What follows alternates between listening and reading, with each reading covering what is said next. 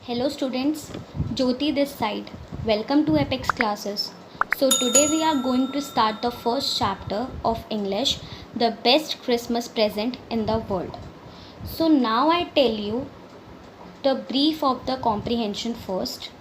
In this video, I explain you line by line in Hindi so that it will be more clear to you. So in this comprehension, author want a roll top desk. In that roll top desk, he found a letter which seems to be very important, and he want to give the letter on the address which was mentioned in the envelope.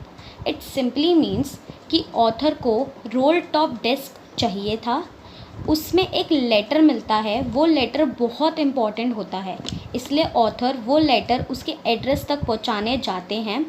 लेकिन वहाँ पर क्या होता है और उस letter में क्या लिखा होता है, ये सब हम इस कॉम्प्रीहेंशन में पढ़ेंगे. So let's start without wasting time. I spotted it in a junk shop in Bridport, a roll top desk, which means as I told you that author को एक रोल टॉप डेस्क दिखता है. Junk shop का मतलब होता है एक कबाड़ी की दुकान, और ब्रिडपोर्ट एक प्लेस है जो इंग्लैंड में है. This man said it was early 19th century and oak. जो कबाड़ी वाला होता है वो कहता है कि ये role top desk 19th century का है और ओक की लकड़ी का बना हुआ है. I had wanted one but they were far too expensive. उसको भी एक चाहिए था जो नया लेने जाता तो वो उसे काफ़ी एक्सपेंसिव मिलता. This one was in a bad condition, the roll top in several pieces, one leg clumsy mended, which means कि वो बहुत बुरी हालत में था, काफ़ी पार्ट्स उसके टूट गए थे और एक उसका पैर क्लमजी मेंडेड था. क्लमजी मेंडेड का मतलब होता है कि किसी भी तरह जोड़ दिया हो या फिर किसी भी तरह रिपेयर करा जाता है. Scratch marks all down one side. It was going for very little money. I thought I could restore it. It simply means कि इस डेस्क में जलने के भी काफ़ी निशान थे. ये कम पैसों में बिक रहा था, तो ऑथर को लगा कम पैसों में ले लेते हैं, और ऑथर को लगा कि इसे रिपेयर कर सकते हैं. रिस्टोर का मतलब होता है repair. It would be risk a challenge but I had to have it. Of course इसमें एक रिस्क है, चैलेंजिंग काम है ये तो, बट उसको करना तो होगा ही. I paid the man and brought it back to my work room at the back of the garage. I began work on it on Christmas Eve. तो वो उस कबाड़ी वाले को पैसे दे देता है और डेस्क को ले आता है अपने वर्क रूम में और अपने गैरेज के पीछे उसको रखता है, और वो सोचता है कि क्रिसमस की छुट्टियां हैं तो उसे वो रिपेयर करना स्टार्ट कर दे. I removed the roll top completely and pulled out the drawers. The veneer had lifted almost everywhere.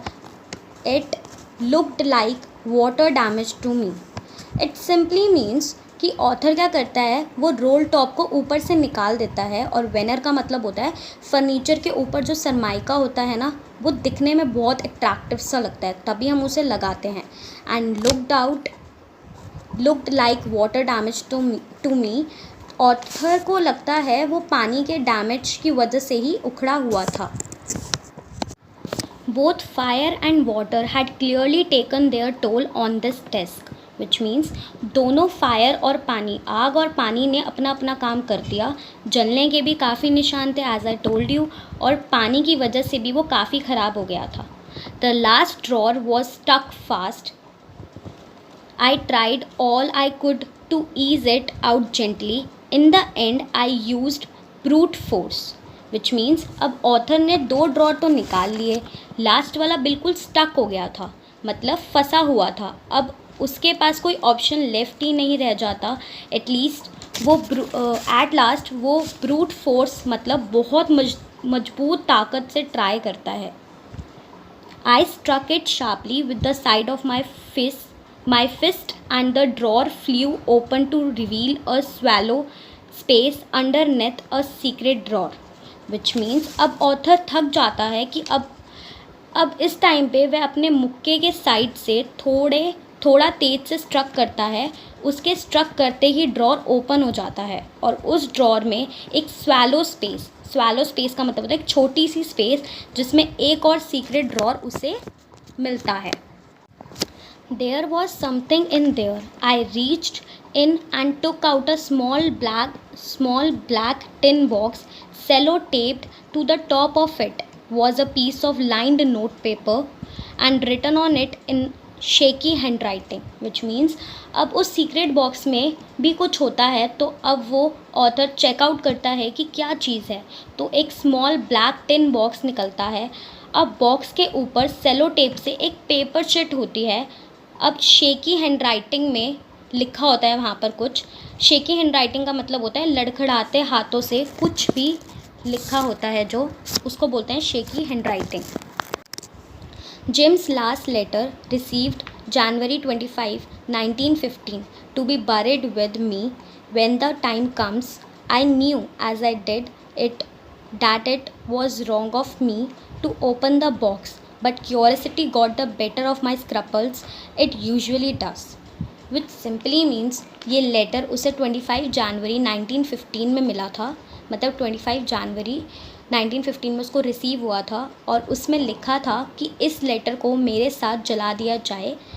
अब ऑथर जानता था ये बात कि किसी का सीक्रेट लेटर पढ़ना अच्छा नहीं होता, लेकिन जो क्यूरियोसिटी रहती है लेटर को पढ़ने के लिए, author got the better of my scruples means किसी भी चीज़ को करने का मन भी है बट हम कर भी नहीं सकते because it was wrong. But at last author ने बहुत सोचकर उस लेटर को ओपन कर लिया। As you can see in this picture, author not open the letter, author open an box. Inside the box there was an envelope. The address read Miss Jim Macpherson, 12 Copper Beaches, Bridport, Dorset. I took out the letter and unfolded it. It was written in pencil and dated at the top December 26, 1940, which simply means कि author को एक envelope मिला था जिसमें वो address लिखा था। As I told you, ये इंग्लैंड का एड्रेस है। अब ऑथर उस लेटर को निकालता है और उस लेटर को अनफोल्डेड इट का मतलब होता है इस लेटर को ओपन करता है और यहाँ पे पेंसिल से टॉप पे लिखा था डेट वाज दिसंबर 26, 1914 और रिसीव हमें कब हुआ था, इन जनवरी 25, 1915। Okay, so let's start with the question. Question number 1, what did the author find in a junk shop? As you know, author found a roll top desk in junk shop. Question number 2, what did he find in a secret drawer? He found a letter. He found an envelope as such. What do you think had put it in there? Actually it is mysterious. We don't know who put it in there, so maybe we can find this answer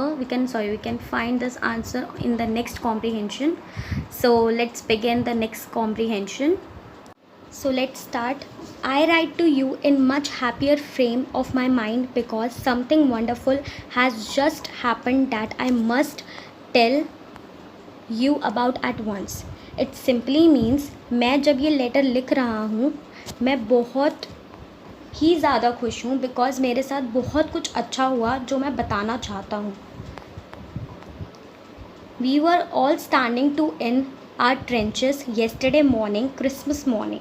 It simply means trenches का मतलब होता है कि जो world war के time पे बहुत बड़े बड़े गड्ढे बनाए होते हैं जहाँ पे सोल्जर्स छिपकर वार करते हैं, उसको हम ट्रेंचेस कहते हैं। तो जो क्रिसमस मॉर्निंग थी, येस्टरडे मॉर्निंग क्रिसमस मॉर्निंग थी, वो बिल्कुल एज क्रिसमस ईव ही था।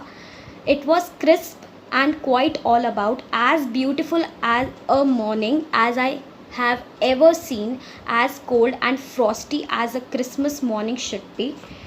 मतलब क्रिस्प का मतलब होता है कड़ाके की ठंड। As you know, Christmas time पे हमारे यहाँ पे कड़ाके की ठंड होती है, बिल्कुल कड़ाके की ठंड थी और माहौल बहुत शांत था। As beautiful as ever seen, जो कभी देखा नहीं था, कि मैंने ऐसी सुबह कभी नहीं देखी थी। जैसे कि क्रिसमस की मॉर्निंग होनी चाहिए, बिल्कुल वैसे ही मॉर्निंग थी, एकदम cold frosty, as a Christmas morning should be. So students, this comprehension is too long, so we should cover it in next video. So I hope you like the video. Be safe and stay at home. Thank you.